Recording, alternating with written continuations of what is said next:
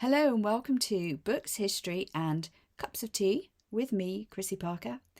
Today we have another herbal tea, are you surprised, in my favourite Egyptian mug. And that leads me swiftly on to today's topic, which is settings, book settings, and more specifically, locations that books are set in. You will see lots and lots of books out there, wherever you choose to buy your books, that are set in amazing places around the world. And so I have chosen that as today's topic. But the reason I've done it is because I've got this long list of questions, as you know, that have come in from readers. And one of those questions was, of all the locations in the world, where would be your perfect choice to set or write your books and why? So that's got a couple of questions within one question, so I'll try and break it down. So I'm going to go with the first bit. Where would I set my books? So I have already set a number of my books in different locations around the world. Starting in the UK, I have chosen London, Bristol and Cornwall. Moving further afield, we land in Greece. And I have set books on the Greek island of Zakynthos and also on the Greek mainland. Further afield again, we travel to Egypt, where I have used the locations of Cairo, Luxor, Aswan, and then a little bit further afield, we land in Petra in Jordan, where I have used various parts of Petra, including Gulf of Aqaba, and then up the desert highway to Ram, and more specifically, the beautiful site of Petra itself in Jordan. So I like setting books in locations that people are going to discover or that people love and want to enjoy more.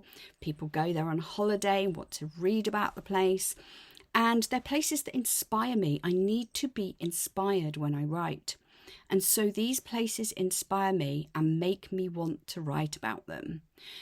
There are lots of other places in the world that inspire me and that I hope to be able to set books in the future. I am writing another book set in Petra in Jordan because I love the place so much. There will be more books set in Greece. I am hoping to set a book in Peru and Machu Picchu. There is a big long list of locations that I would love to be able to write. And because I enjoy history and I write historical fiction, I have the ability to tie those locations into the books that I write. So I can basically merge a great story with lots of exciting characters and a great situation with a fantastic location that people either have visited or want to know more about, along with my history and a little bit of archaeology thrown in. So for me, it's a fantastic mix, and that's what I really, really love doing. So to the second part of the location, where would I choose to write my books? That's a very difficult one. Obviously, I have my office where I do a lot of my writing at the moment. So this is my writing world with my writing board, and there's another writing board there. So this is mainly where I write. But I do, in the summer when it gets very, very hot and sunny, I quite often go out into the garden because I enjoy writing outside. I really love writing outside. I like feeling the sun on my face and seeing the blue sky and having the sounds of the birds around me, just the general chatter of the outside world.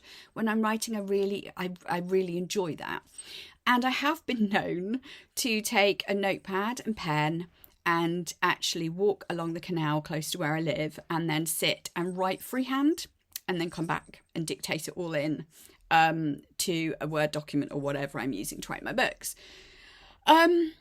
I do, obviously, like every other author, have this wonderful thought of, I'd love to be sitting on a beach somewhere hot and sunny and tropical maybe, or, somewhere like southern Italy or Greece or, there's always those thoughts. But to me, I have a perfect setup at the moment where I have my office and I have my outside world and I've got 3 places.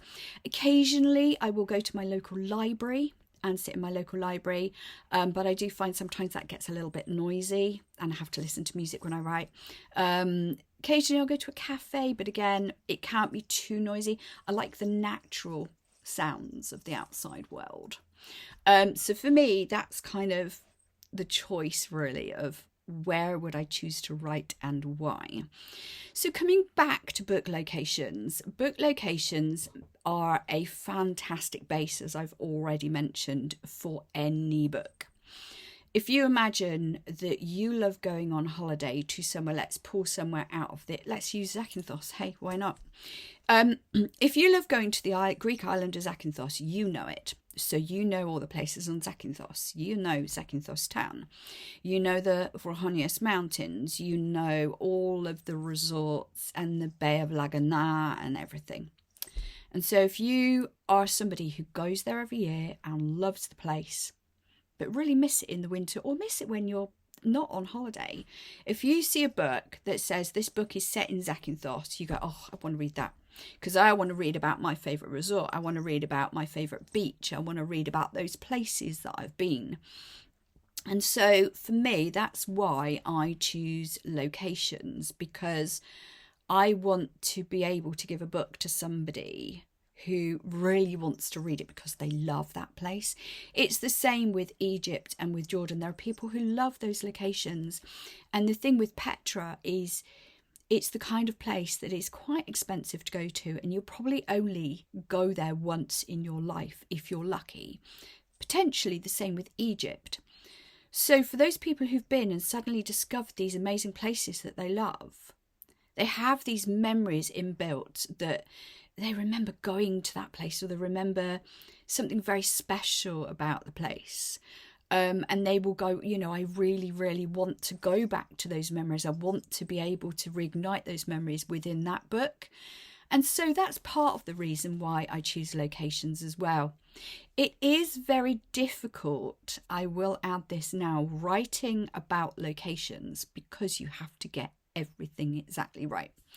Yes, you can go to places like the internet, and you can go to Google Maps and drop down into Street View, and you can walk around in that and through the internet, and you can do lots of research on the internet about places as well.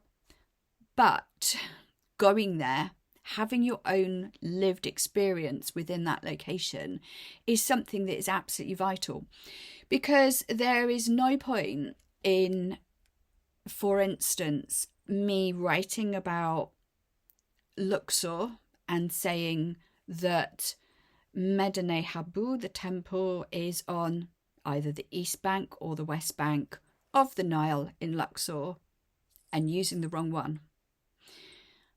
Because people will know that if you've used the wrong east bank or west bank for where Medinet Habu is, they will just go, yeah, that's not factually correct. So what else is wrong in the book? So you have to be very careful and make sure you really, really research, which for me is fine because I love historical fiction. I love history. I love writing about it. I love research. That's like, you know, my thing. I love it. But you have to be very careful with locations to make sure that you get everything right, which is why some people choose their own fictitious places, which is completely understandable. But when you write in very specific locations that people love, they enjoy reading about those places, and it's a great thing to be able to share your love of that location with those people who enjoy it. So that's my video for today, all about locations. Thank you very much for the question, and I will join you again very soon on books, history and cups of tea. Until then, don't forget, go check out my social media, and I'll speak to you soon. Bye.